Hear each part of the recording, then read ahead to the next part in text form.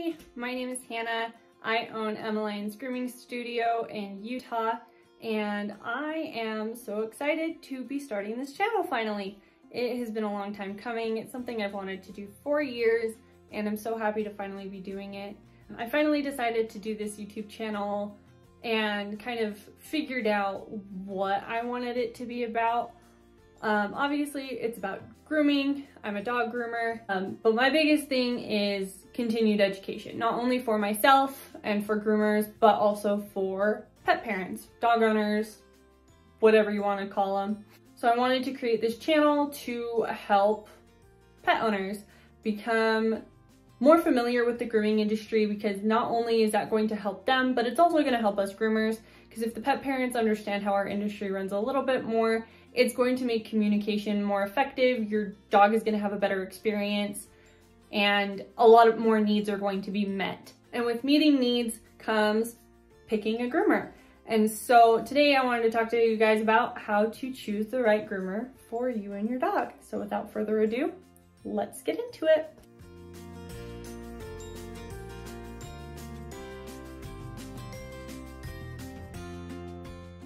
So the first thing I did want to address when it comes to the grooming industry, specifically in the United States where I'm from, it is an unregulated industry, which means the government doesn't require you to have any special schooling or certificates or licensing to be a pet groomer. I know there are programs out there. I personally did go through one where I did receive a certificate from training, but it's not required.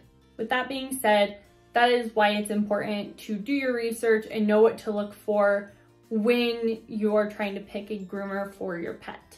Since we're an unregulated industry, literally anybody could pick up a pair of clippers from the pet store and go file a LLC through the government and deem themselves a pet groomer without any experience whatsoever. That is when animals start getting hurt. And so a lot of groomers are big advocates for doing your research, knowing who you're taking your pet to. That's why I wanted to make this video. I have a list of things that I recommend you look into when looking for a groomer for your pet. So the first thing on my list is evaluating what your needs are. So are you able to take your dog to the groomer during the week? Do you have somebody else who can take your dog to the groomer during the week? If not, and you're only able to go on weekends, trying to figure out kind of like what your schedule is. And then the next one would be like, do you have a smaller dog? Do you have a larger dog? Do you have something in between? Because some groomers only take dogs under a certain weight. The next thing to think about when evaluating what your needs are is if you're able to actually travel to your groomer, or if you need a groomer to come to you. And I'll get more into that in my next point. But going over those three things: what is your schedule like? Are you able to take the dog during the week or on the weekend? What size of dog do you have? And then are you able to travel to the groomer? Do you need the groomer to travel to you? That is my suggested first step when trying to look for a groomer. The next thing you need to take into consideration when trying to pick a groomer is what kind of salon environment would be best for you and your dog. So there's two different types of salon styles that I personally know of. So there is one-on-one, which is what I do, where owner brings the dog in, one dog, or usually I sometimes take two dogs if it's just like a family of dogs, and then I groom those dogs straight through from start to finish without interruptions. They're usually done within a couple hours, no kennels, nothing. There's also a high volume salon intake, which usually those ones, they'll take 2 or 3 dogs at a time, bathe them all, dry them all, and then groom them all and send them home. Some of those salons, what they'll do is they have it set up between this time and this time in the morning, all of the dogs are dropped off, and then between this time and this time in the afternoon, all of the dogs are picked up. So you've got the two different styles of grooming salons. With those also come the different salon environments where you take your dog. So the most common that you see is brick and mortar, or like a storefront. Usually those ones tend to be a little bit more high intake. I do know of a few that are one-on-one and they're awesome. The next one, which is what I do, I have a home-based salon. So I have a salon set up in my home and my clients bring their dogs to my house. I do all of my check-in at my front door. And then, like I said, I'm one-on-one, so then I just groom their dog straight through in my home. The next two salon environments are more for people who aren't able to travel to take their dog to a groomer, or even these ones are great for somebody who has a very strict schedule. And let's say, you know, you can't take your dog to the groomer during the week because you work or you have other stuff going on, but there's no groomers in your area open on the weekends. These are two really great options. Well, the first one is called house call grooming. So this is where a groomer has a setup that they bring to your home. They set up in a designated area in your home and they groom your dog. The other one is mobile grooming. So this is someone who has converted a van or a trailer or a bus. There are some really cool mobile grooming conversions that I've seen. But these people, they come to you, they park outside of your house, they've got like generators and water heaters and everything set up in their mobile unit, and you bring your dog out to them, or if you're not home and you allow them to come into your home to pick up your dog, like if you have like a keypad and they have their own code to get in. Either way, they pick up your dog, they just take them out to their unit, groom the dog straight through, and bring the dog back to you. So those are all the different salon environments and styles that you'd need to kind of evaluate what would be best for your dog. More anxious dogs that don't like to, you know, I know dogs that don't like to get in the car. So having like house call or even just a mobile groomer come to their house is so much easier for them. Or just super anxious dogs that don't like a lot of noise with like the high volume. An in-home one-on-one groomer is really great for them.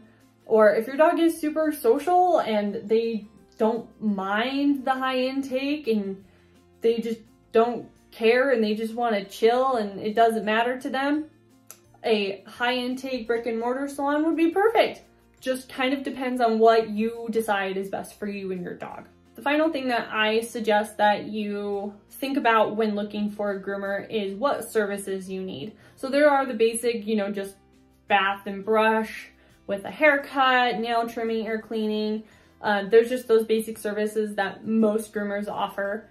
There are some grooming salons that I know that they are just bathing. They only do baths. They only do baths and de-sheds and nail trimming. There are those full service salons that have like a few select packages that are just all inclusive, which is what I do. I just include everything in my initial package. And then on top of having a full service grooming salon, there are certain skills that groomers can acquire or they learn over the years that you may need. If you have a standard poodle that you like to keep in this really crazy show trim, you need to look for a groomer that knows how to do that. They specialize in that kind of coat or that breed, or a skill called hand scissoring. Basically, hand scissoring is doing a full haircut with just scissors. The only time that they usually use clippers is maybe just to trim out paw pads, do a sanitary trim. The entirety of the rest of the haircut is completely done with scissors. It takes a really long time and it takes a lot of skill. Another service that I could think of that somebody might want is if you have like a wiry terrier and you don't want it clipped, you want it hand stripped to protect the integrity of the wiry hair and the texture. Hand stripping is also another skill that takes a lot of education and a lot of time to get just right. But if you can find a groomer that can do hand stripping and you want your terrier hand stripped, they're some of the most beautiful grooms I have ever seen. Okay, after you go through and you evaluate what your needs are, what kind of salon style and environment would work best for you and your dog, and what services you are needing for your dog, it is time to start looking for a groomer in your area. So you can just pop on to Google, or you can go onto your local Facebook classifieds page or yard sale page and ask. But for instance, just for example, let's say pop on Google, I'm looking for a dog groomer, one-on-one home-based dog groomer. So just pop on Google, just Google one-on-one home-based dog grooming in my area, or dog groomers in my area, and then whatever pops up, just go through and kind of filter out the ones who aren't home-based or aren't one-on-one or anything like that. Once you've done that and you've narrowed down your options of groomers in your area that you would be interested in taking your dog to, the next thing I recommend doing is like looking at their website, looking at any social media that they have, and reading their reviews, you really want to look through their like portfolio. So any pictures that they have posted of their work, any reviews that might have pictures of their work, anything like that, to ensure that that groomer is going to have a style that you like. All groomers' education is kind of based off of the same basics, but every groomer gains their own style and kind of their own personality in grooming. Making sure that the style of grooming that that groomer does and the kind of vision that you have of how you want your dog groomed kind of coincide is really important and will really help in the future with any miscommunication, anything like that. After you've evaluated all of your needs, the groomer style meets what you like, you're really excited to set up an appointment. Before you do that, I suggest making sure that they have all the proper licensing that they need for their area, like a business license, any tax licenses. For instance, I have to have a business license and a sales and use tax license for where I am based. So ensuring that they have those things is really important just to make sure that they are legally allowed to run their business. Okay, let's say the groomer has all of the licensing and everything that they need for their area to operate. The next thing I would suggest looking into is making sure that they have insurance. Insurance is really important in this industry just because we're working with live animals and sharp objects. Accidents are going to happen, whether it's just a tiny itty bitty little nick or something a little bit more major.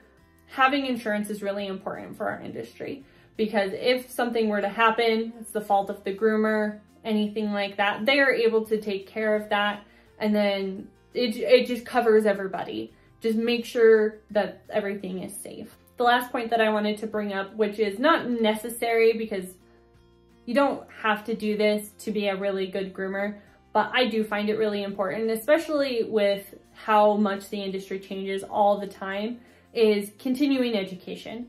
Is this groomer constantly continuing their education? Are they learning new things constantly? Are they keeping up to date with the latest styles, everything like that? This is more of a, if it's important to you. There are some groomers who don't do that, who have amazing grooms, but that's because they have a style, they're sticking with it, people love it, that's perfect for them. This is more something, if it's important to you, that they're continuing their education and everything like that. Me personally, I love continuing my education. I try to jump on any seminar and webinar I can get into and afford. This summer, I'm going to a expo in Idaho Falls where I'm going to be taking a lot of classes, and I'm so excited to be getting that education and everything like that. So after you've gone through all of these things and you've evaluated which groomer is going to be the best for you and your dog, set up that appointment. Hopefully they're taking new clients, because there are some groomers that aren't taking new clients anymore because we're so busy. There is a groomer epidemic right now. There are more dogs than there are groomers, but we're really trying, and we really appreciate everybody's support, and being able to narrow down your options is going to help you a lot. Even if the groomer that you find isn't currently taking new clients, ask them for a recommendation. Tell them what you're looking for, and 8 out of 10 times they'd be able to recommend you to somebody, whether it be a little further away or hopefully in the area. They'd be able to hopefully get you taken care of either way. So the last 2 things I want to leave with you guys before I wrap this up is, when you find that groomer and you love them, they love you, your dog loves them, it's just like this perfect match, just appreciate them. We groomers are outnumbered by the amount of dogs that people have.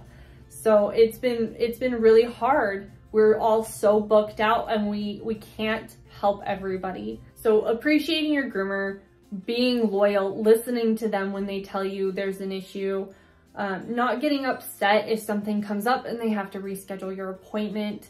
Just be understanding, be appreciative, and be loyal. Rebook your appointments. Like, there's no words to describe how much it means to us when those things are done. It makes life so much easier. It makes our jobs so much more enjoyable. They're already really enjoyable, and I love what I do. It's a very passionate industry, but having those clients that actively appreciate us, rebook their appointments, and just really kind of make that, honestly, it's a small effort, makes a world of a difference. So just be awesome. Just be awesome. Be awesome to your groomer and they will be awesome back. That is all I have for you guys today. I really appreciate it if you guys have made it this far into the video. I'm sorry if I'm a little all over the place. I'm hoping to be able to continue doing these things. I have so much awesome content that I'm so excited to put out on this channel. I'm really hoping to be able to post weekly, but like I said, groomers are super busy right now. So don't come after me if I'm a little late with my posting. But I appreciate you guys so much. Don't forget to like and subscribe. Follow me on social media. I also have a TikTok account where I post little fun grooming videos and little goofy things here and there. And I would appreciate the support so much. This is something that I am so incredibly passionate about. And I'm really hoping that this is going to be able to help, you know, pet parents understand the grooming industry a little bit more. And because it's just going to make everything so much easier for everybody. It's going to cut down on miscommunication, hopefully. But even if I'm just able to make a smidgen of a difference, that's going to be enough for me. If I can just help some people and just make some people's lives easier, I'll have accomplished everything I've wanted to do. Besides all of that, that's it. I will see you guys hopefully next week if I can remember to make a video. Bye guys.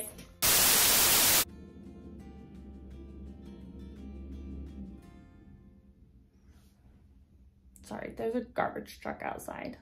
When evaluating your needs are so incredibly passionate.